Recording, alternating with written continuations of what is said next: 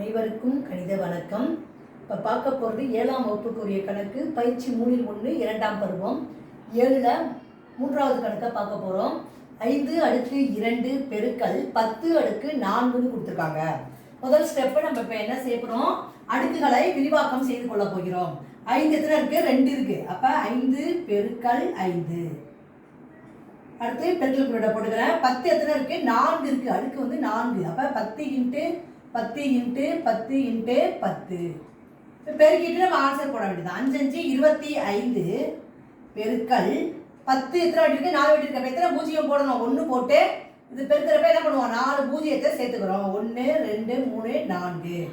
இது ரெண்டையும் பெருக்கணும்னா இது ஈஸியாக பெருக்கிக்கலாம். 25 அப்படியே போட்டுக்கிறோம். 4 பூஜ்ஜியத்தை அப்படியே எடுத்து எழுதிக்க வேண்டியதுதான். இப்போ 2,50,000 என்பது இந்த கணக்குக்குரிய விடையாகும். Therefore 5 அடுக்கு 2 பெருக்கல் 10 அடுக்கு 4 இதோடைய ஆன்சரு 2,50,000 அப்படின்றது தான் இந்த கணக்குக்குரிய விடையாகும். என்ன பண்ணிருக்கோம், அடுக்குகளை விரிவாக்கம் செய்து பெருக்கி சுருக்கி ஆன்சரை போட்டிருக்கேன். புரிச்சுங்களா?